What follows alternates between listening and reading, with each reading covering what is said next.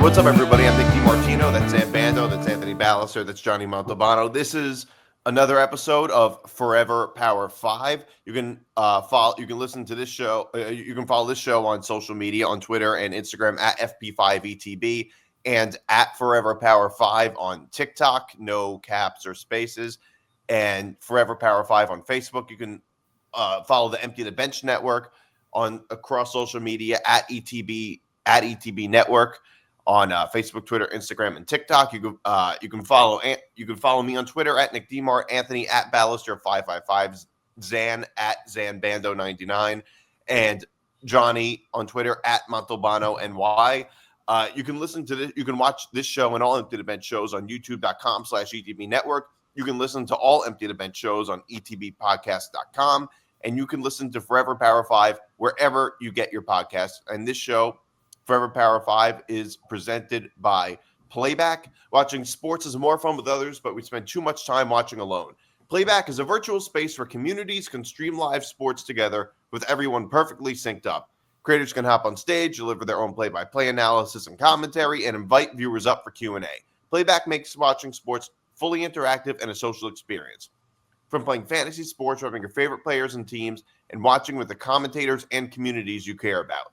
Win or lose, sports are best enjoyed together. Join our community by going to playback.tv/ETB Network to find out more, including our live stream schedule. All right, so the rankings, moment of truth, are finally out. The new top 12. I have some thoughts on this. I want to get, but first I want to go to you guys first. So, Zan, what was your reaction to these rankings? So, I mean, obviously, the rankings are what the rankings are. There's honestly not much you can really do about it because they are final. But I just have to say, the amount of parity that's going in near the bottom of these rankings, specifically the top 12, is insane.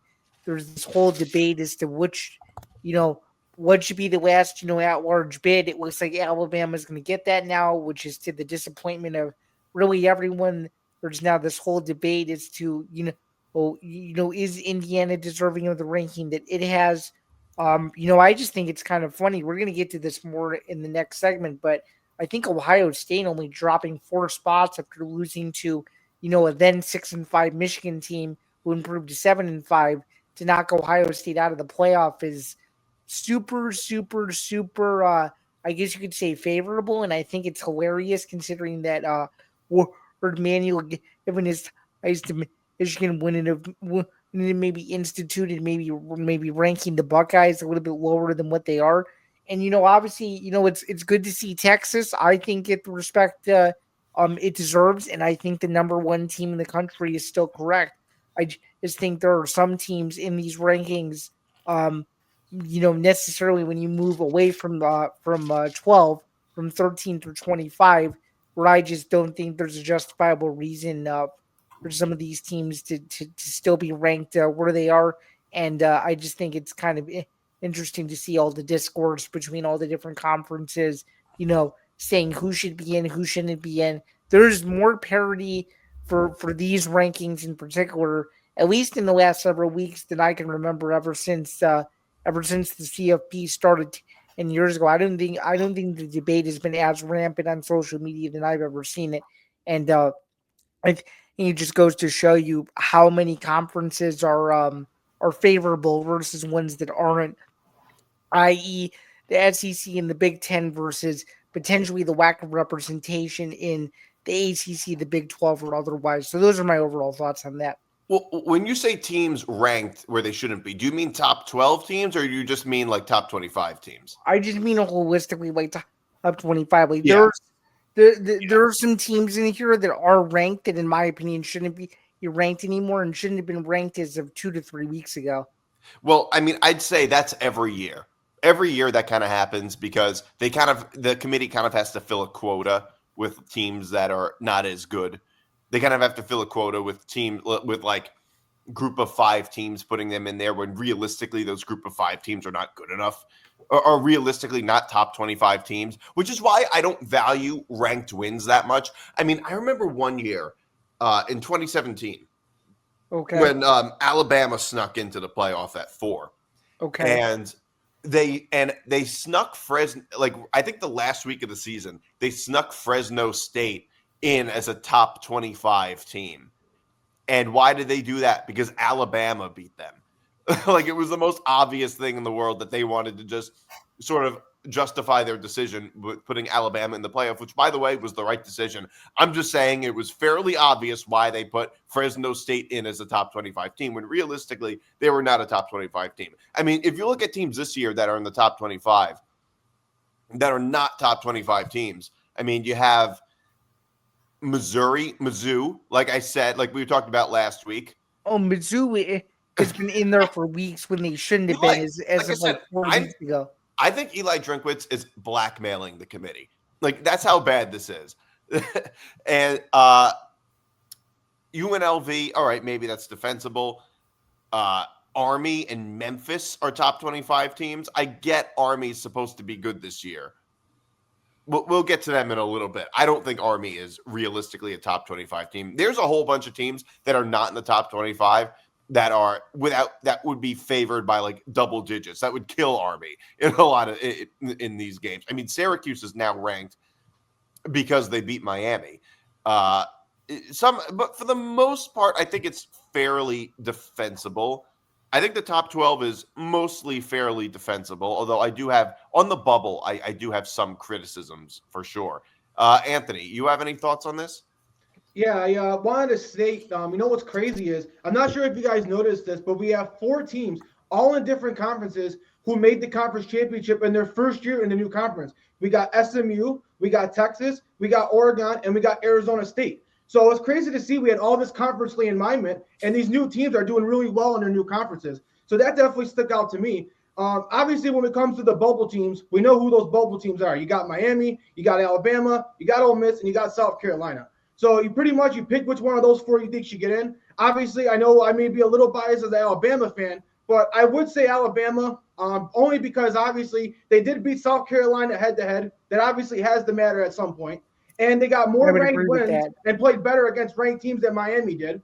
Ole Miss is the one team that maybe I think you could make argument. I think they're the closest team with Alabama, but I would say Ole Miss's loss at home to Kentucky is probably worse than Alabama's losses because Alabama did lose on the road in all their losses. And we know how it is in the SEC playing on the road. It is a tough environment. So I think the fact that they lost at home compared to on the road, that's why I would side with Alabama over Ole Miss. Now, there is a small possibility where Alabama could still be knocked out of this playoffs. We do have SMU and Clemson playing. Now, if Clemson goes out there and gets the win over SMU, now the debate becomes, is SMU or Alabama the last team that's in? And that's a very interesting debate to have. I would side with Alabama. I think they've had a much harder schedule. They have a much more impressive win. But I can see the argument for SMU in that scenario. Yeah, I was going to bring that up, and that's an interesting point. Now, in terms of who I would put in if SMU loses to Clemson, I would probably put Alabama in over SMU. Just because of their resume. The problem is I don't think the committee would do it. I know the committee they don't always do this, but I think they might want to take the path of least resistance, which I think they do sometimes, which sometimes I think the committee does. Now, there are times when the committee doesn't do that. And there are times when the committee doesn't do that, and they do the thing that's unpopular, even though it's obviously the right move, and the public doesn't like it. To kind of stop you there, wouldn't the unpopular move be putting Miami in over Alabama? Yeah, but they're not going to do that. Alabama's already ahead of Miami. In what scenario does that happen? Yeah, I mean, you're not wrong because you're not gonna justify putting a 9-3 team in. So, yeah. Well, Alabama's a 9-3 team. Miami's a 10-2 team, but their 10-2 is far worse than Alabama's 9-3. Right. Even though Alabama just got pounded on the road by an unranked Oklahoma team, though. Yeah, but if you look at Miami's resume and also the teams that Alabama has beaten, like their schedule is unequivocally stronger than Miami's or really any ACC team. No ACC team this year has a very good, as a strong schedule. I mean, I think SMU's strength of schedule is 77 and Alabama's a 17. And that doesn't even take into account that one plays in the SEC and the other plays in the ACC. I mean, like if you're only 2 teams that SMU has played this year have been beaten this year have been over 500 in the ACC. Only 2 of them. So their schedule has not been strong. It's pretty brutal. Yeah. It really, I mean, like, look, this is the problem I have with the 12-team playoff kind of, and I know this is not a popular thing to say, but the fact that Alabama is still in is the problem with the 12-team playoff. They lost to Vanderbilt and Oklahoma and are still in the playoff. I was fine with an expanded playoff, but the 12-team playoff, like, this is the most predictable outcome, which now, as far as Alabama versus Miami, like I said, it is so obvious, and that Alabama should be ahead of Miami.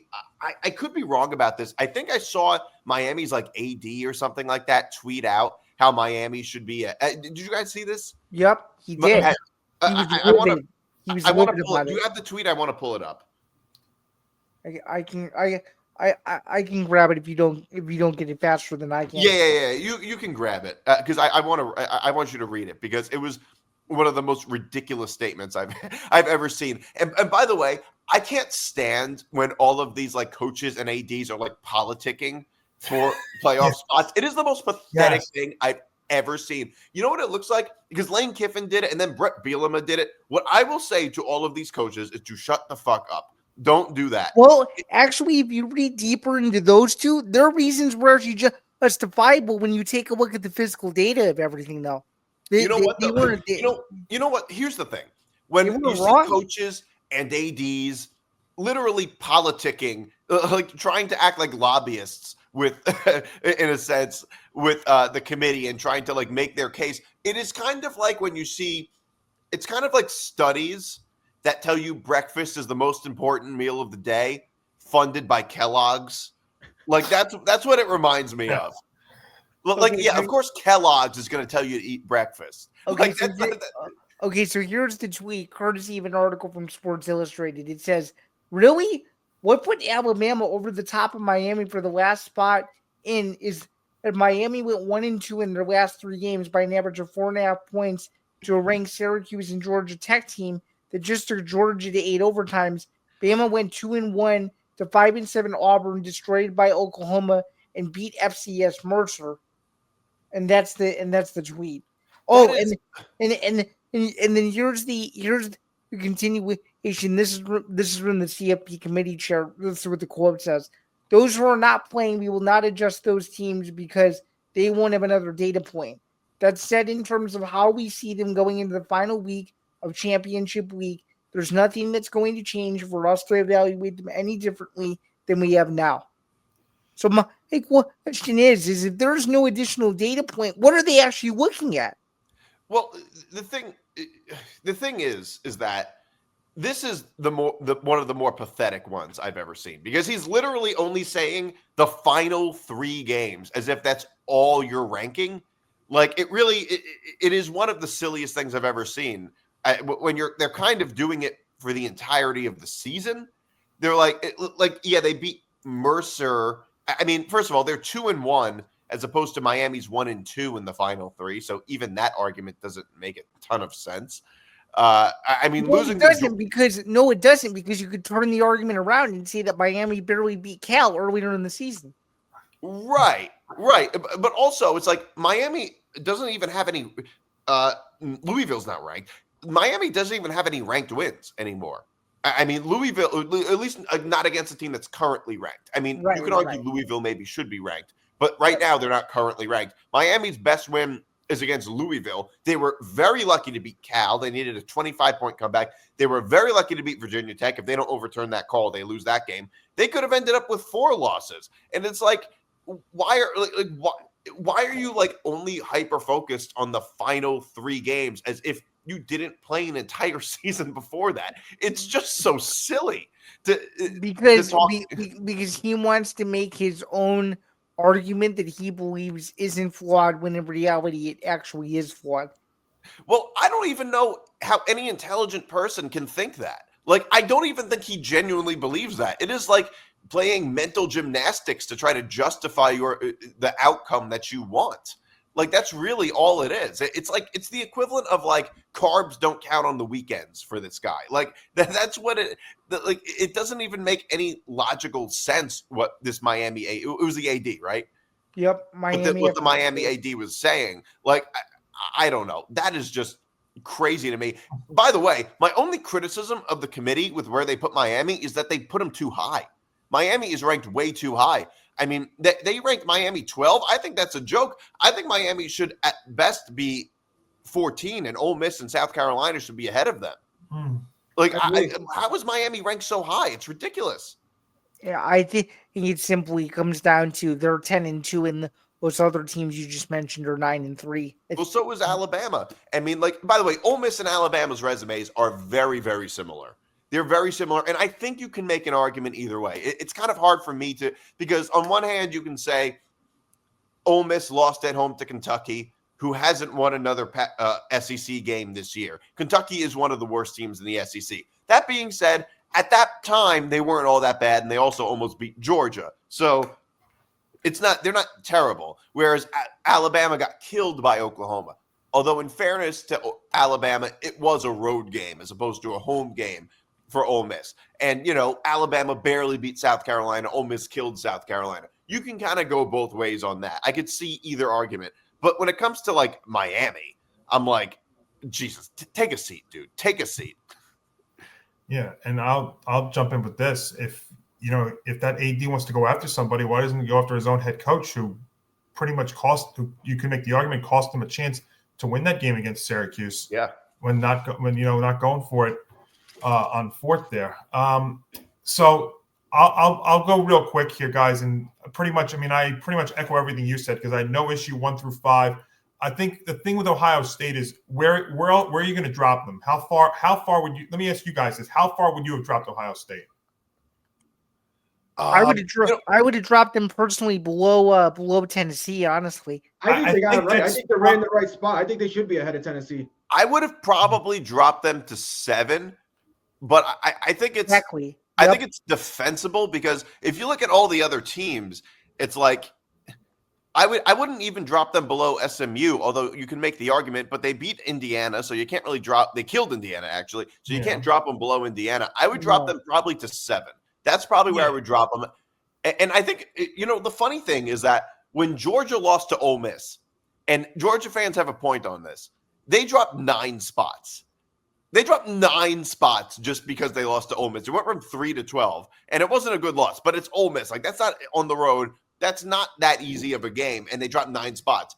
Ohio State loses to now a 7-5, at the time a 6-5 Michigan team, one of the worst Michigan teams we've seen, probably the worst Michigan team since pre-Harbaugh that we've seen, and they only dropped what 4 spots. Yeah, they dropped 4 spots. Number 2. It just makes you think, what does the committee base it on? Because Ohio State, if you look at them this year, their only other loss was by 1 point at Oregon, and then they won out the rest of the way. While Georgia was struggling, we've talked about it a lot on this show, how Georgia has struggled their way at times throughout the season. So do they factor all of that? Do they factor in just the one loss, or do they factor in everything combined? They factor in everything. Well, that's why Georgia had a bigger drop than Ohio State did. Right. So, and I agree with you. I think if you're going to drop them, the only change maybe is you drop them below Tennessee. I think that's as far as they were going to drop. I agree with that's that. At the. Look, 6-7 at that point. Remember, there's 2 factors into this too. Not only are we talking about the rankings, then we're talking about the actual the bracket rankings too. So really that's here and there. The Alabama Miami thing. Look, here's the thing. Everybody's focused in on the record, but Alabama has wins against Georgia. I understand they lost to Vanderbilt and they lost to Oklahoma, but they have wins against Georgia, South Carolina. They have better wins. I understand they may have worse losses, but they have better wins than Miami, and that's what it comes down to. And you guys had said it too. Miami has 3 times this year had to come back from double-digit deficits against the likes of Duke and Cal when they were down by 25. Everybody's focused on the fact that they have Cam Ward, who's maybe better than any player on Alabama, but they don't have a better team than Alabama. That's really what it comes down to. No, not even close. Right, and that's what it is. And locally down here, South Carolina, I think the problem that South Carolina ran into was their start at the beginning of the year, and I think just the fact that they ran out of time. They're probably the hottest team in college right now, but if you gave them another 2 weeks, maybe they do get into the top 12 discussion. I mean, they had a great second half of the year. They definitely look. That program is going in the right direction. With Sellers now, they're probably going to lose some players on defense to the draft, but that program's in the right direction here. And I just think the problem with the Gamecocks was their start of the year and the fact that they ran out of time. Otherwise, really, at the end of the day, the whole Alabama-Miami thing, people want to go after the thing also because Alabama is a named brand. That's the thing too. And it goes back to last year's thing as well with Florida State not getting in because of the injury to Jordan Travis, really. Right. It feels like the thing I took out of it after watching and thinking about it long and hard about the rankings this year is it felt like last year was the year that we needed a 12-team playoff to have the results justified. And this year, I feel like we need a 14 playoff to justify the results. Yeah, that's so funny. Because I mean, think about it too. If you had the 14 playoff, for instance, right? Alabama would not be discussed. My Notre Dame Fighting Irish would not be in the position that they're in if there was a 14 playoff. There's no way in a 14 playoff that Notre Dame would be this far or this high up, especially with the loss to Northern Illinois. I get it that we have the best point differential in FBS. But you cannot justify them being as high as they are, losing to Northern Illinois. But that's where we are right now. That's what this 12-team playoff was going to do. It was going to put schools that you didn't think would be playoff bound. Yeah, and there were also a lot of years where I think last year, you're right, if you could only justify it with an expanded playoff. I also think there were a lot of other years where we would have really benefited from an expanded playoff. Not a 12-team playoff, but an expanded playoff. Going back to as early as the first iteration of the college football playoff, the whole debate on if TCU or Ohio State should get in, Ohio State got in, or Baylor and Ohio State got in, and Ohio State won the whole thing. Yeah, and the reason Ohio State got in is because the committee saw how hot they were at the time, and they killed Wisconsin in the Big Ten championship. And then, if we had, say, a 16 playoff at the time, it would have been a pretty easy decision, and TCU and Baylor both would have gotten in. And I'm not saying maybe it would have been like an 18 playoff or whatever. And I don't remember who 7 and 8 was. But another year where I think that it would have been really good to have a slightly expanded playoff was 2016 with Michigan, the year that Michigan it would have expanded the year that Penn State lost to USC in the Rose Bowl. Oh, yeah. Penn State would have been able to compete with playoff teams. I mean, Washington got in, and they might not have been good enough realistically to compete with the other teams in the playoff. But I mean, that year we could have had Penn State, USC, Michigan, and then maybe Florida State or Oklahoma or something like that. The problem is Michigan ended up losing to Florida State because they rested all their players. I mean, the problem with a playoff that wasn't expanded at that time was that we saw some top teams play in bowl games that they didn't care about, and players just rested, and that distorted the results a little bit. So that's one good thing about an expanded playoff, I would say, which is that we don't get that. Yeah, the one final thing I'll say about this real quick, and we'll obviously know the official results after Sunday. But if the first round was to start with the rankings they have right now, you'd be looking at 3 schools playing home in cold weather teams. So Ohio State would be playing a home game in the first round. Penn State would be playing a home game, and Notre Dame would be playing a home game in the first round. I'll tell you right now, that would be fascinating because you've seen already those cities been getting snow already. Can you imagine teams like Alabama having to go to play in cold weather?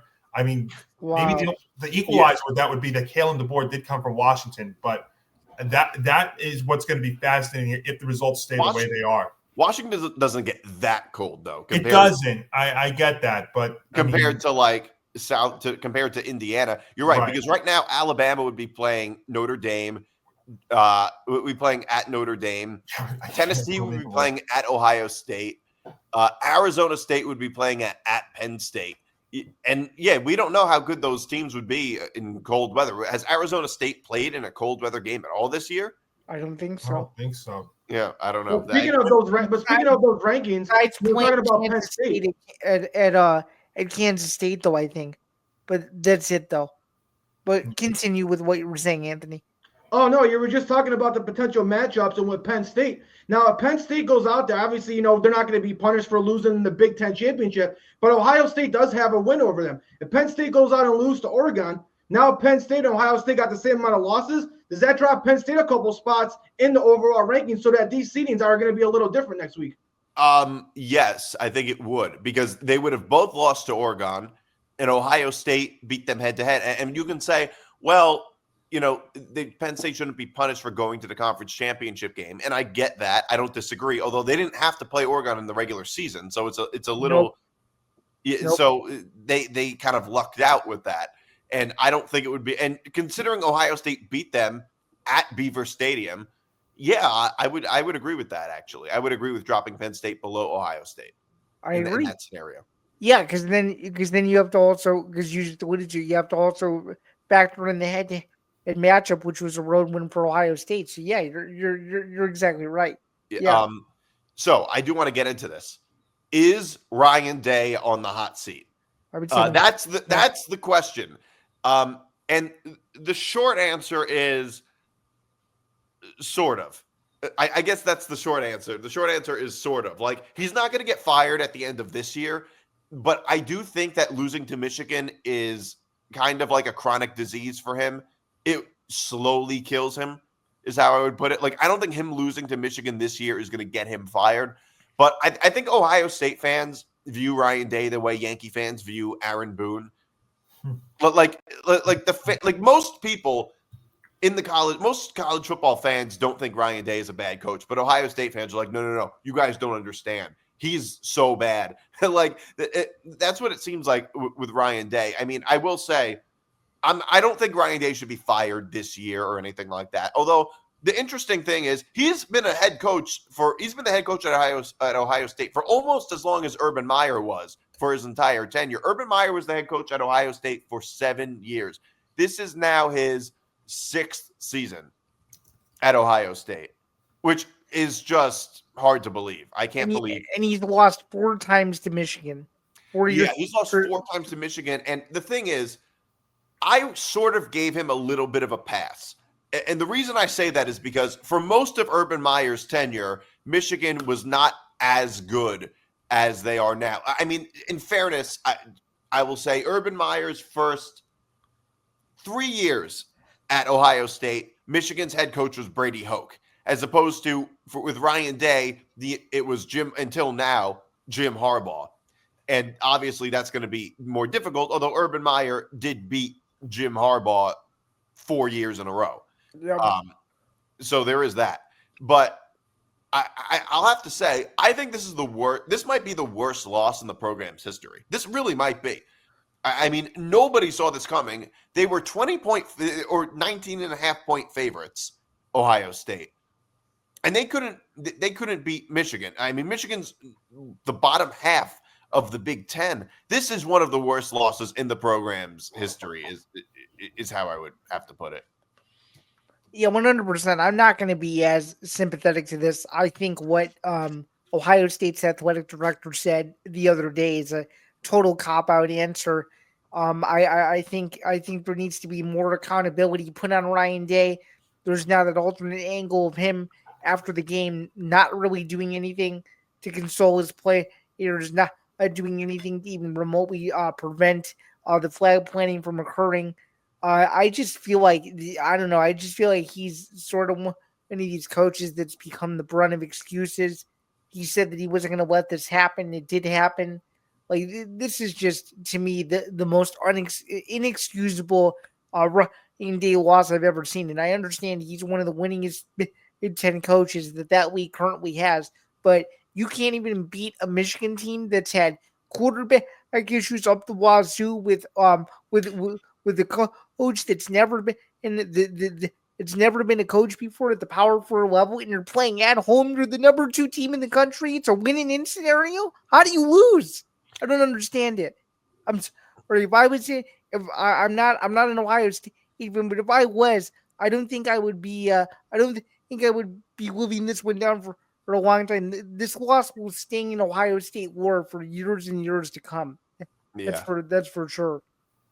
All right. Well, what if though they make a deep run this year in the CFP? That might be a saving grace. And I think there's one other thing too. I would echo this. Now again, I'm saying this just as an outsider. I'm not an Ohio State fan, but if you're going to fire him just to fire him, who are you going to bring in here? You're not going to bring back Urban Meyer.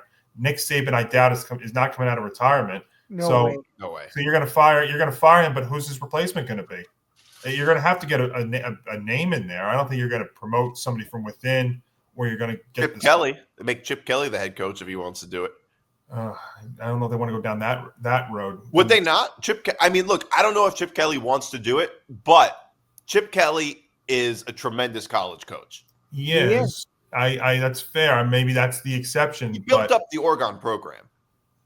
You're right. No, and if you want to go down that road, maybe, but you better have. I mean, that better be your plan then, because if you're firing him just to fire him, I mean, I don't know if that's really where you want to go. I think it depends on how far he goes in the playoff this year. You know, they get bounced out in the first round. Let's say he makes some bad coaching decisions and they lose a heartbreaker, or they get blown out. Then you know what? Maybe it's justifiable. But if they win a round or two and make it into, let's say, the Final Four, then he's safe. Yeah. So really, the answer really, like you said, there is no real short answer to this. I think it all depends on the situation. Right. I don't think with that. Yep. I don't think there's any way Ryan Day gets fired this season. No. I don't think there's any way he gets fired this season. I think this would have to continue and become a theme for him to end up getting fired. Yeah, and I think it's funny because Michigan had the same thing with Jim Harbaugh, because everybody wanted Jim Harbaugh out because he couldn't beat Ohio State when he first got there, and B, he couldn't win in the playoff like he always used. I mean, remember when he lost TCU? He lost to a couple of years ago, and everybody wanted him out there, and look what happened. He was able to turn it around. Yeah. I understand we're 6 years in with Ryan Day here, but I mean, I feel like everybody wants him fired simply for the fact that he can't beat Michigan. Look, I mean, they're going to get the last laugh because, look, they're in the CFP. Michigan is so far behind.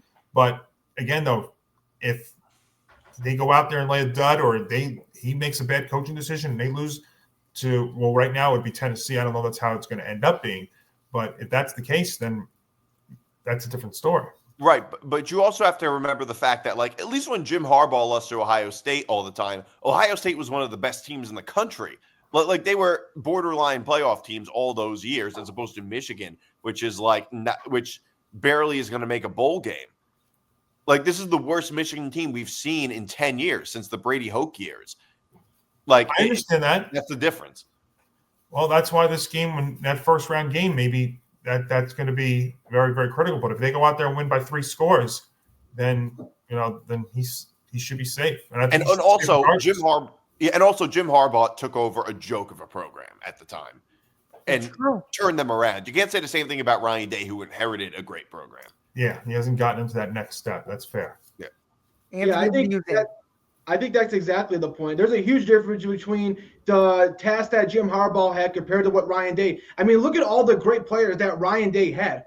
I mean, he's had Garrett Wilson, Chris Olave, C.J. Stroud, Justin Fields. He's had all these great players, and they're still coming up short. Now, I think this year in particular, it's way worse because Harbaugh did have that Michigan team on a run. In the last few years, that Michigan team was very, very talented.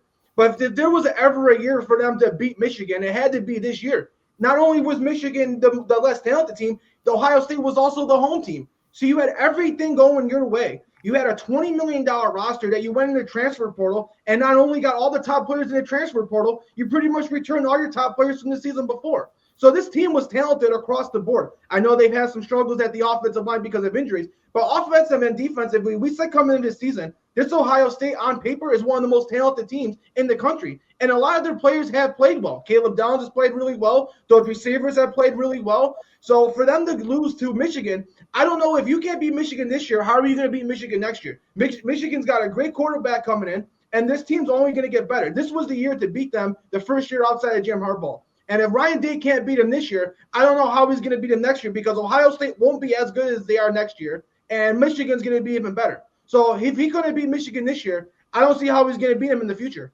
And not to mention they're playing on the road next year, and this year they played at home. Yeah, that's a good point. And to follow up, Anthony, you had said when we first started the show that you were still picking Ohio State to win the whole thing after it's lost to Michigan this past Saturday. How are you feeling about that sentiment now? Yeah, I'm not feeling too good at all. I think I may have been wrong on that one. I mean, you never know. I mean, maybe this win will motivate the team, and I think that's the one thing that can save Ryan Day. If he goes out there and wins the championship, no one's even going to remember this Michigan game. But now if he goes out there and loses in the first and second round, that's going to look really, really bad for Ryan Day. So he's got a lot of pressure on him. But right now, I'm not feeling too comfortable about them winning the whole thing. Okay. No, I'm not either. And by the way, I would say I never really picked them to win the whole thing. And it wasn't the Oregon loss because that was a defensible loss totally. But sure. I think it was the Nebraska game that made me think this team isn't good enough to win the whole thing.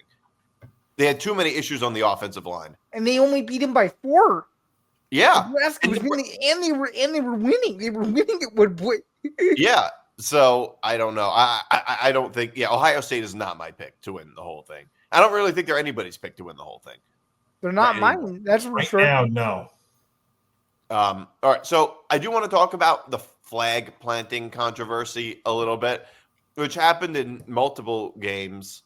It basically World War III is going to break out over flag planting. It happened in the Ohio State-Michigan game, South Carolina, Clemson.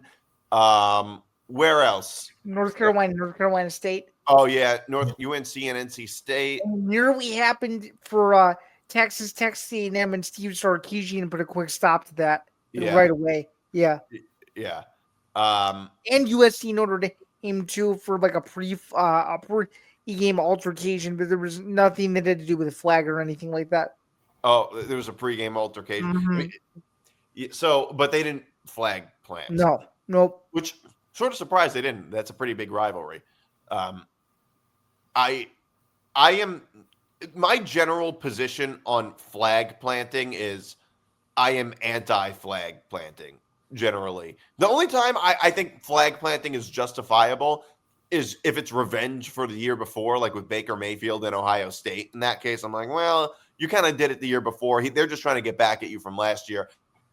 But for the most part, I'm against flag. I'm not in favor of flag planting. I think it's kind of an asshole thing to do. It's just to rub it into the other team. I think you should win or with some win or lose with a certain level of grace. I am not for it. I think, of course, it's going to start fights. Like obviously, it's going to start fights if you're planting your team's flag on the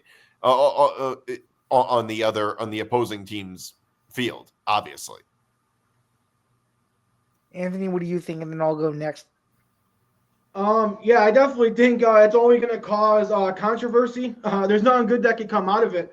I think with Michigan, though, I mean, you guys got to remember, Michigan for years was getting destroyed by Ohio State. And now for the last final years, for the last few years, they get to be on top and they get to have the last laugh. And I think, with Ohio State being such a big favorite, I mean, you got to remember, these matchups are usually pretty close. And for Ohio State to come in there as a 20-point favorite, nobody was giving Michigan a chance at all in this game. So this was supposed to be the most lopsided matchup of the rivalry in recent memory. So for Michigan to go out there and completely stun this $20 million roster that Ohio State has with a lackluster quarterback situation, I mean, they should be happy about it. And I think, honestly, I think Ohio State was sore losers. I understand you're going to be mad, but at the end of the day, you should have won that game. I mean, if you want to be mad about the team upsetting you, then maybe you guys should have just played better and been more prepared. Exactly. Exactly. But I don't think Ohio State were being sore losers just because they were trying to stop them from planting the flag. I mean, every team tries to stop it whenever it happens to them. I don't think that makes them sore losers at all. They're just like, I guess they were defending it, which every team does. I don't think that's fair to say that they were sore losers just because of that. Yeah, I'll jump in real quick. It's a weird topic because I almost feel like this and like the storm court or the storming of the field almost can go hand in hand but I mean the two things that have been talked about a lot. I don't really have that much of an issue with it. Like I think I kind of agree with Anthony in what he said. If it seemed like Ohio State had more fight after the game than they did during the game. If you want to prevent that from happening, go out, right? That's I mean, true. if you don't want that to happen, go out there on the field and beat them. I mean, that's really what it comes down to. I mean, I know this. Maybe this is something that should be proactive, almost like the storming of the field, and just that you want to be proactive about it versus reactive, and you're going to maybe wait till somebody gets seriously injured before you put a ban to it. But I really don't have that much of an issue with it. I really don't. Like I said, I'm sorry. Go ahead, Zain. What were you saying? Oh no, continue. I'll let you finish your thought. Oh no, I was done. Oh, okay. I was just gonna say, I mean, this flag planting thing really isn't too much of an issue for me. I think, I think rivalries are meant to be rivalries. There's gonna be bad blood. There's gonna be things said. I mean, I think it's kind of hilarious that the conference nor the two schools weren't expecting something remotely like this to break out when it's clearly the biggest rivalry in all of college football, or at least one of them. And given the stakes of the game, like Anthony said, you just knew that something was going to boil over, especially considering it was such a huge upset, number one. And number two, I think if you don't want your opposing team's flag planted, don't lose the game. It's as simple as that. Don't lose. Zan, the one thing I'll say also to that is this is not an every week issue. You have to remember this was rivalry week. I mean, things always get kicked up to another level during rivalry week. So if this was happening every week, it'd be a bigger problem. Yeah, I think there would have to be a national discussion, and that's where I go with the storming of the field or the dome or whatever, or court in basketball as something, because that happens more frequently than the planting of the flag. And that's maybe where we should have a national discussion, and there should be something, because if you want to be proactive and try and prevent a major injury from happening, and I understand that there hasn't been one that happened, but we almost saw that happen in college basketball last year. Kyle Filipowski, yeah, and he got very, very lucky. But if you're trying to maybe protect the players, if you want to be proactive in that regard, then maybe you have to set some regulations for it. But because of the flag is only happening really during rivalry week, that's where I don't really have the issue. But I don't have a problem with field storming or court storming. I think it's just gotten out of control to the point where fans storm the field or the court in games that are just not field storm worthy. Like when Clemson beat Syracuse, Clemson fans stormed the field like they didn't win a national championship less than 5 years before that. And you're storming the field when you beat Syracuse. But it seems like we're also having this discussion with fans and stuff a lot. But if you remember earlier in the season, we were talking about how in the Texas-Georgia game, how fans were throwing stuff on the field as well. So, like you said, that's just inexcusable. Right. And I think Nick D, though, I think what he's trying to say, though, is the fan stuff has gotten a little bit outrageous here especially these last couple of years. Yeah, they're field storming in situations that are just not really field storm worthy. I mean, I don't really care about it that much, although it would never happen in professional sports. When it comes to field storming, they're just young, likely drunk or high college kids that are just celebrating an amazing win. And people are talking about people getting hurt in field storming. I mean, has anybody actually gotten hurt in field storming? Just personally, as someone who's been physically a part of 2 basketball court storms, no one was hurt.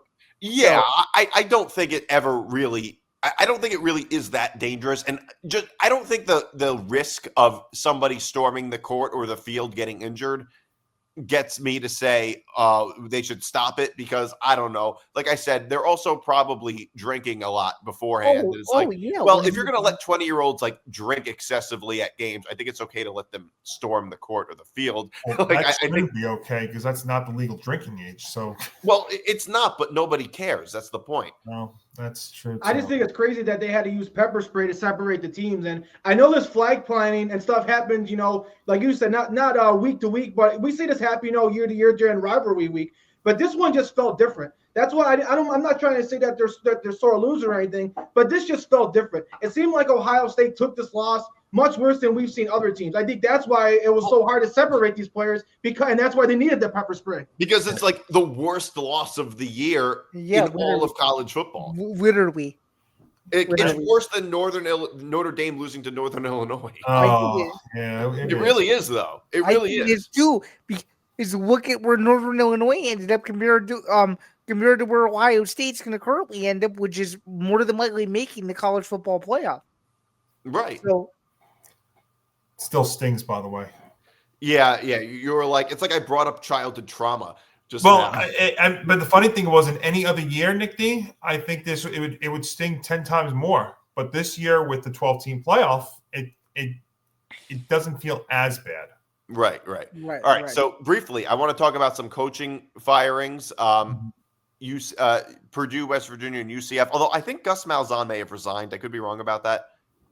Yeah, he resigned and he put his visor. He put his visor and up. Immediately went to Florida State as the offensive coordinator.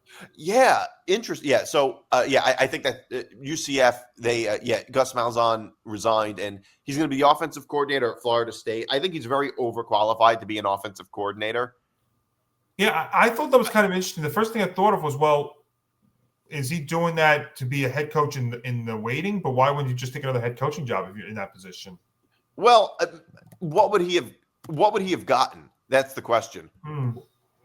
Yeah, but Florida State needs an entire turnaround, so maybe bringing in an experienced guy like Malzahn might help a little bit. Yeah, well, people forget how good of a job he did at Auburn. Yeah, he was great. Job. It's just been a while. And he's a very good offensive mind. I mean, I think he would be a good offensive coordinator, but kind of like similar to Chip Kelly, except I think Chip Kelly actually was better. But they were both very accomplished head coaches that are now offensive coordinators. You'd think, I mean, given the situation Florida State's in now, you'd think he'd be able to be the head coach of Florida State. That's what I was thinking. Yeah. I just think people forget how good of a job he did. And Purdue fired their head coach. Purdue is like the Chicago White Sox of college football, so I'm not surprised at that. Yeah, I mean, to have two of the worst losses in over 100 years in the same year, and to have the monotony of quarterback issues that they had, especially considering the fact that Ryan Walters is a defensive mind and the furthest thing from an offensive mind. This one was fully justifiable. I saw some people saying he should have been there for another year. No way. When you don't win a single Big Ten game in your second year, that's a big problem. So yeah, that's what Purdue's had a lot of close games and a lot of close matchups, but at the end of the day, you got to have more wins than that. And for West Virginia's program, I mean, I feel bad for their fans. It seemed like West Virginia the last couple of years was turning things around. I mean, they had a good finish the last season, and it seemed like this year they were going to have a successful season with Garrett Green at quarterback, and it just never came to fruition for them. They were just an okay team and not a great team like people thought. So that's unfortunate for the West Virginia program, but I'm not surprised by any of these programs going different ways. And West Virginia did too. I guess I'm sort of torn on it because West Virginia is not Purdue bad, but it was Neil Brown's sixth season, and they didn't have and West Virginia didn't exactly have a great year, I would say. Right. I mean, it was 37-35 there, but he started out strong, but didn't end strong. Right. Well. Right. So I don't know what's going to be going on there at West Virginia. I guess they're a team that always seems to do okay, but just never really gets over the hump in a weak conference. Yeah. All right. Well, let's get into some picks. Big Ten championship game. Championship weekend. Let's do this. All right. Oregon at Penn State. Oregon's giving 3.5. I really like Oregon to cover the spread this game. I think Penn State will give them a game, but I think Oregon will ultimately break away. I think Oregon's had the fewest blemishes this season. I mean, I could see. Not only the fewest blemishes of the season, they're undefeated. They're undefeated, and they have blemishes. I think that Wisconsin gave them a run for their money. They almost lost to Boise State. I see what you mean when you use that. Okay. They do have blemishes, but just from the way their offense has been playing and from the way Penn State has been playing, I mean, Penn State just struggled against Minnesota. Penn State couldn't beat Ohio State in their own stadium. I think this is going to be overall, Oregon is just a more talented team than Penn State. It's not a guarantee they're going to win. That extra half a point scares me a little bit, but I like Oregon to win by like a touchdown. So I would say 27-20, Oregon would be my score. Yeah, I like Oregon in this game too. I just think they're better all around, and I love the way Dylan Gabriel's been playing. I don't think he's been getting the full-on respect that he deserves. I mean, he is getting awards now, which is good, but I feel like he's one of those quarterbacks that just isn't as fully discussed as maybe like a Cam Ward or something. And I really do like the way that Oregon's been playing. Penn State kind of snuck in the back door last week of the season, got in, beat a horrible Maryland team. Let's be fully honest, that Maryland team had no business being on the same field as Penn State, number one, and number two, Michigan hadn't risen up to beat Ohio State. Penn State would be sitting on the couch themselves. So even though they're probably not thinking it this way, you should honestly just be happy to be there, because I don't see how Penn State wins this game, and I think Oregon covers as well. So, yeah, can I channel my inner Nick D in making this pick? Yeah. I hate how much I love the Ducks in this game. For everything you said, Nick D. Penn State. I understand that they're the third-ranked team, but I think they're actually one of the more inconsistent teams in the nation. And pretty much everything you said there is why I would take the Ducks. I'm actually, when I saw this number come out, I was thinking that Oregon was going to be laying like 5 to 5.5. So the fact that it's only 3.5, I think they can easily win this game by a touchdown. I'll take the Ducks to win the Big Ten championship. Yeah, I'm going to go with Oregon as well. I think Penn State offensively is too much reliant on Tyler Warren. They don't really have much at wide receiver, and they kind of rely on him a lot. I think Oregon's got the talent to kind of key on him and maybe limit him a little bit.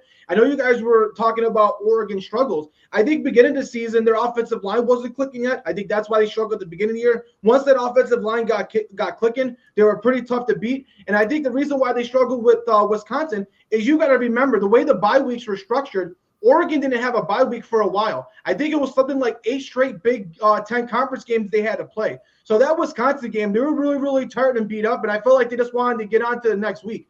And they were just trying to get to their bye, and I think Oregon's the best team in the country for a reason. Zain mentioned Dylan Gabriel. You could easily make the argument Dylan Gabriel could probably finish 4th this year for the Heisman behind Hunter, Ward, and Gentry. Dylan Gabriel's been one of the most accurate quarterbacks in all of college football, and I think he's going to have a big game in this one. I know Penn State does got a great pass rush with Abdul Carter, but Oregon's offensive line I think will hold up enough. So give me Oregon to win and cover. And does that probably mean, Anthony, that if you're picking Oregon to win and cover, do you see Tez Johnson scoring a touchdown as well? Yeah, I can see. I think it's going to be a good game out of Gabriel and those wide receivers. Yeah, I think so too. SEC championship game, Texas is playing Georgia. Texas -2.5. I think these two teams are both very tough to evaluate because Texas has a much better record and resume than Georgia does, although Georgia kind of destroyed them in their own stadium. I think a lot of what happens this game is very dependent on quarterback play. I think this is very much depends on how good the quarterbacks play. I think it's very dependent on Quinn Ewers having bad turnovers and if Carson Beck can actually do anything. Like I think that is what this game will come down to most likely. And the last game that they played, Carson Beck didn't even play well. He didn't even play good. He just got the ball in good field position a bunch of times, and Georgia was barely able to even capitalize on it. And Texas does have a problem with turning the ball over in their own territory. Last week, Texas A&M's offense couldn't get going at all because Texas does have a good defense. I think Texas will give Carson Beck a lot of problems. The problem is that Texas's offense often turns the ball over in their own territory way too much. And keep in mind, last week, the only time Texas A&M scored was on a pick 6, and Texas A&M almost covered the spread that game. So I think Georgia's going to win this outright. Not to mention the fact Kirby Smart is great at the disrespect card. He is great at pulling the disrespect card. We're being disrespected. We're underdogs this game. I really like Georgia to win this outright. Interesting.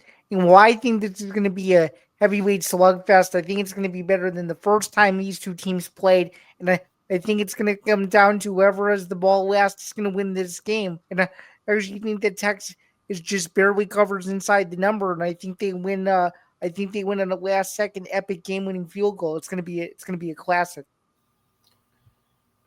Yeah, man, this is a tough one.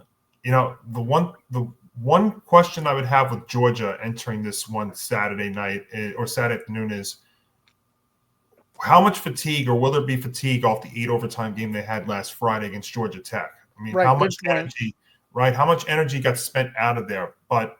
And also, it's a de facto home game for them, considering they're playing in Atlanta. It is in Atlanta. Yeah, that's a good point. And you know what? They have experience being there. This is a different animal for Georgia. This is not, for Texas, I should say. This is not like playing in the Big 12 championships like in years past. Nope. And Georgia's not playing Alabama, so they at least don't have to worry about them. Yeah, I love those ESPN graphics when it shows Georgia against non-Alabama teams. It is like one of the weirdest things. Well, it's a good point though. It would be like talking about the Mets versus non-Dodgers teams in the playoffs. They're undefeated against non-Dodgers teams. You guys know I have not been the biggest fan of the Bulldogs this year, specifically because of Carson Beck. No, you haven't. But I think experience is a big deal. I'm taking the Bulldogs plus the 2.5 to win Saturday in Atlanta. Yeah, I'm gonna go with Texas to go on and win this game. Let's go. Factor in that they just got blown out last time they played, but I think that's going to motivate Texas. They're going to be really, really pissed off, and I think their offensive line has something to prove. They have a really strong offensive line, but against that Georgia team, Georgia pretty much destroyed that offensive line. Quinn Ewers had no time to throw the ball. The running game wasn't getting going, and I think Texas offensive line has something to prove against Georgia. I do want to say, though, over the last couple of weeks, Carson Beck has played better. He hasn't been turning the ball over nearly as much. He's been a little bit more accurate. But I think in this one, it'll be a very close game. I think Quinn Ewers will have a much better game. I think he's going to keep the ball clean. I think their running game has been looking better the last few weeks as well. So I think Texas, like I said, they're going to be motivated to go out there and fix that blowout from the beginning of the season. So give me Texas to win and cover. Nice pick. All right. By the way, I know you can't bet on this, but I wish you could. I wonder what the odds would be on the betting apps if Arch Manning will enter the game at some point. Oh, I would absolutely say he's going to. He will. I would bet that he will at some point enter the game. He will. Hopefully for Texas, not under the same circumstances as the first time. Yes. When they got kind of desperate. But the funny thing is, it actually kind of worked. Mm-hmm. It was like with Quinn Ewers, it was like restarting a computer. Yes. You just like restart it and everything's okay all of a sudden. It's wild. All right. ACC Championship game. SMU minus 2.5 against Clemson. This SMU is potentially, we don't know yet, but possibly playing for a spot in the playoffs. SMU minus 2.5. The reason I'm taking Clemson in this game is because I think the stage might be too big for SMU. And look, there's no shame in beating up on bad teams, but I'm going to call a spade, and SMU's schedule has not been strong. The best opponent that they've played has been BYU, and they lost. And I think the stage is going to be too big for SMU, whereas Clemson has played this game so many times. So you know what? I'm gonna go with Clemson because they just have. I think they have the experience in this type of game. Whereas, and I don't know if I really brought that up with Texas and Georgia, but it's the same kind of concept. It's the same dynamic. Whereas Clemson's been here a bunch of times, SMU hasn't, and I don't know. We don't really know how good SMU really is because they don't really play anybody that good. No, we really don't. Yeah, just to kind of piggyback off that, I like Clemson here too, and just because I trust Dabo Swinney, just considering he's been in bigger spots, including this game before, and he's played in these playoff type of atmospheres, whereas, some of these newer led SMU programs have yet to experience the same success that this little program did 20 to 30 years ago before their program was almost disbanded. So I think this is, the beginning of a rebirth for a program that, wasn't really relevant for a long time. And I think just even being in this game is special to them enough. I know they're obviously trying to go in and win the game, but this thing. No matter how okay Clemson is on a year basis, even if they're just slightly okay, it's hard to pick against them with the conference championship on the line. I like Clemson as well here to cover and win outright. So you two are right, and this is another situation where we have a team with experience playing in a conference championship. Nick D, I told you this before we started. This is actually the game I struggled with the most picking. Yeah, the experience is there with Clemson. I just don't like the way they've played here these last few weeks, whether it was Louisville or against South Carolina. And my concern is if they can't run the ball against this SMU defensive front, they might have a similar problem scoring. And we know SMU can score. This pick is an anti-Clemson pick more than it's a pro-Mustang pick. I'm taking the Mustangs minus the 2.5 here to win, just because I'm not confident in the Tigers. This is going to be a more anti-Tiger pick than a more pro Mustang choice. But I just don't trust Clemson being able to score enough in this game. I think, and SMU's been able to score at will these last several weeks. I think that continues here. I'm going to take the Mustangs. Yeah, I'm going to go with Clemson. This is definitely a very tough pick, but at the end of the day, I just think Clemson's a better roster. If you don't look at the rankings, I just think Clemson may be a better team. That win against BYU for SMU looks worse and worse each week. It's not really necessarily a great win anymore. And Clemson, they did lose to South Carolina, but that was a close game. And South Carolina, like you said earlier in the show, Johnny, South Carolina may be the hottest team in college football, and that was a very close game for Clemson. I think for Kevin Jennings, the quarterback for SMU, I think he's been really good this season, but there has been games where he can struggle. We've seen it against Duke and what Duke's pass rush was able to do to him. And if Duke had any sort of offense, they would have won that game. And I think Clemson's defense with TJ Parker and Peter Woods, I think they're going to give Kevin Jennings fits. I think they're going to control his rushing ability. And I think Clay Klubnik will do just enough to get the win. I know SMU's got a great pass rush. Maybe that will give Clay Klubnik a couple issues, but give me Clemson to win. All right. So Big 12 championship, Arizona State versus Iowa State. Arizona State's giving 2. I like Arizona State to win and cover just because they're the hotter team right now. And sometimes in college, in all sports, the hotter team is just the team that is the team with the edge. So right now, I got to go with Arizona State.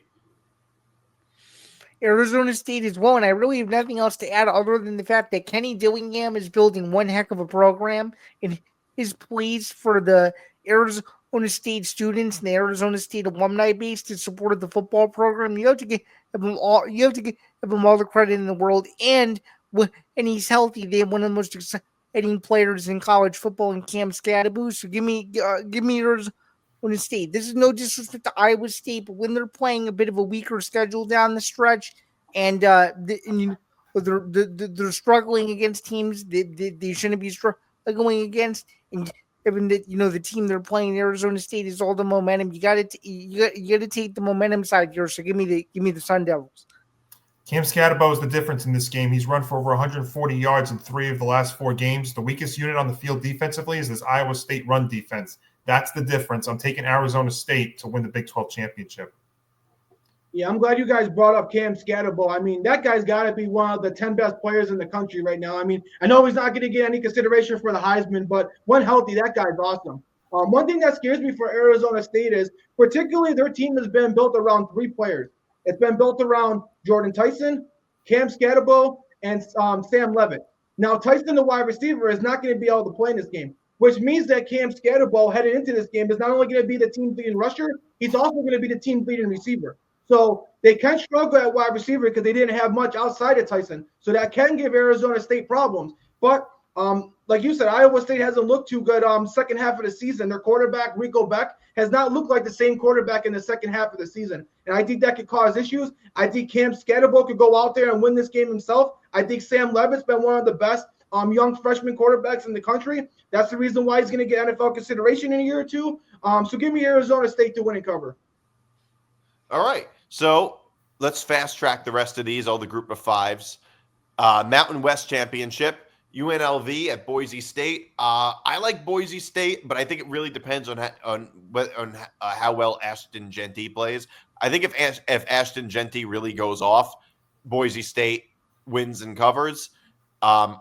Overall, I just think Boise State is a better team than UNLV, although I guess I haven't watched either team that much this year, certainly not UNLV, except for that one time I was on the Vegas Sportsbook when I had to.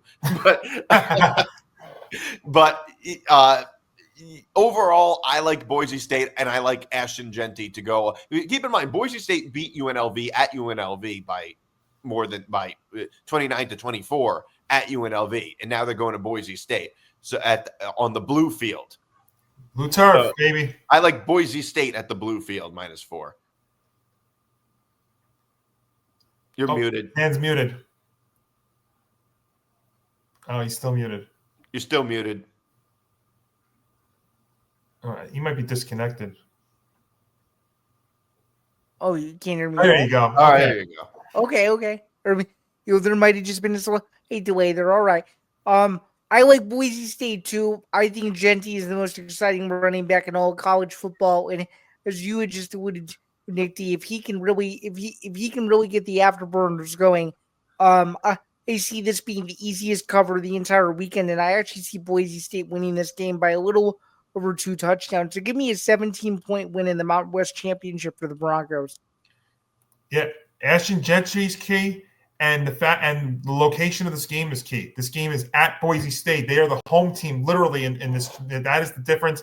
I know UNLV contained Gentry the first time. That'll not happen again. I'm taking Boise State, the Broncos, to win and cover. All right. Yeah.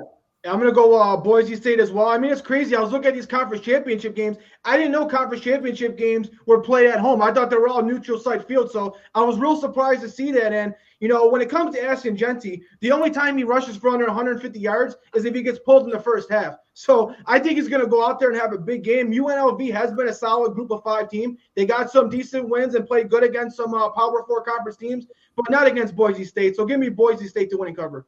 All right.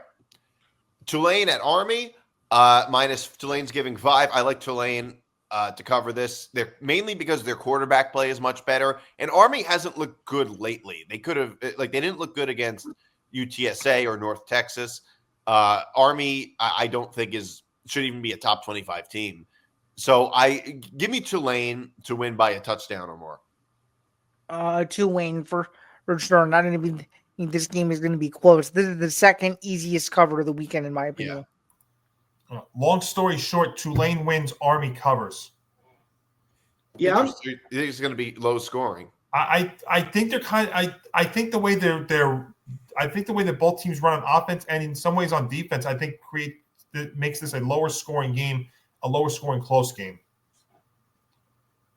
Yeah, I'm very disappointed in Tulane. I mean, I was just bringing up the scenario last week where they were one spot behind the Big 12 potential champion, and then they go out and lay an egg against Memphis. So, but I do think that's going to motivate them. They're going to be pretty pissed off. And like you guys said, this Army team is probably a little overrated. They haven't played anybody. So give me Tulane to win big. All right. So Conference USA, Western Kentucky at Jacksonville State. I think Jacksonville State's quarterback is out, Tyler Huff. It's not definite. Last I checked, I'll look at it real quick while you make this pick. Yeah, so I think Jacksonville State has to go with their backup quarterback. Am I wrong about that? In that case, I'm going to go with Western Kentucky to cover. The last I see here is that he's a game-time decision. That's what I'm seeing, too. All right. Well, I'm going to – you know what? We've seen that before, though. Yeah, that's tough. How effective is he going to be really on a game-time decision? It's a tough call. I would go with the injury. I'm going to go with Western Kentucky to cover. Yeah, me too. Yeah, I have Western Kentucky covering as well. Jacksonville State, 2 of their last 3 games have been decided by 3 points or fewer. And I think if you're going to run the ball more, that's going to eat up a lot of the clock and make this a very, very close game. So that's why I'm going to take Western Kentucky to cover the number at the bare minimum. Yeah, I'm going to keep the trend. I'm going to go Western Kentucky, too. I just think that they're a much better program, and I like the direction they're heading in. All right. Ohio versus Miami, but Miami of Ohio. There was a Miami in a conference championship game, and it's not the Miami Florida team. I haven't watched either of these teams that much. I'm going to go with Miami of Ohio -2.5 to win by a field goal or more. I'm going to go with Miami of Ohio too, just simply because they have the better coach and he's been there a lot longer and knows how to win in these these in the trenches close tight games. I think it's going to be a low scoring defensive slugfest, but I think they do just enough to cover the spread, but barely. It'll be an okay game that'll probably end up being like 6-6 midway through the second quarter, and it'll pick up a little bit, I think. By the way, there is nothing better than MAC football. Let me just put that out there for the record. I'm going the other way though. I actually love Ohio. Their ability to score cannot go unnoticed. I think that's very critical in this one. That's why I'm going to take them to win. Yeah, I'm going to go with Johnny. I think Ohio's the better offense. I think they're going to be able to score more points. So give me Ohio to win this game. All right, Sun Belt, Marshall at Louisiana. I know very little about either of these teams. I haven't watched much Sun Belt college football this year. I haven't at all. I'm you know what? I'm going to lean towards Marshall to cover the 5.5. So I'll take Marshall too. I just feel like they seem to have been more championship experience and bigger bowl type experience the last few years. So I'll take Marshall too. So I watch it a little bit more because the team that's 20 minutes away from where I live is Coastal Carolina, and they play in the Sun Belt. There's the difference in this game is the Louisiana scoring in the red zone. They are third in the nation in red zone scoring. That is the difference. And you know what? They have such a great name. Raging Cajuns, baby. They win minus the 5.5. That's where I'm going. I'm going to go with Marshall because of one player, Mike Green. I'm not sure if you guys know who that is, but Mike Green's been one of the best defensive players in all of college football. He's going to probably end up being a first-round pick. He cannot be blocked no matter how many guys you put on him. I think he's going to go out there and have 2 or 3 sacks. So give me Marshall in the upset. all right. So finally end the show. Just to clarify, do you think because of Mike Green's dominance that Vegas has this line wrong, or no? What do you think? No, I'm just saying. I think for me, I think they got the line correctly. But for me, I think his play would be able to overcome that line. All right. So, end of the show. It's finally a new edition of Unnecessary Wagers. The over in the UNLV Boise State game, 57.5. I can see that. Caden Veltkamp, the Western Kentucky quarterback, for over 250 or more passing yards. Darian Mensah, the Tulane quarterback, for 1 touchdown. And under 45.5 in the game. Jordan James in the Penn State or in Big Ten championship game, Jordan James and Nick Singleton as anytime touchdown scorers, and Oregon -2.5 first half. I could see that. Quinn Ewers, 233 or more passing yards. Nate Frazier, 60 or more rushing yards, and Jaden Blue, 39 or more rushing yards. Over 49.5 in Iowa State, Arizona State. Sam Levitt, 200 or more passing yards, and Rocco Becht, 200 or more passing yards. So that is, I bet $2 to pay out $1,470.13. Wow. So there's so many player props and stuff in that. You know what that is? It's almost like winning the lottery if I win. You know what that is? Those are totally unnecessary wagers. Yes. Very unnecessary. And they get more and more unnecessary week by week. Yes. Oh, man, I can't wait till we get towards the playoff. What that's going to be like. Oh, my gosh. Stay tuned. All right. So that's our show this week. Thanks for tuning in, everybody. This is Forever Power 5, and we will be back next week. See ya. Have a good one.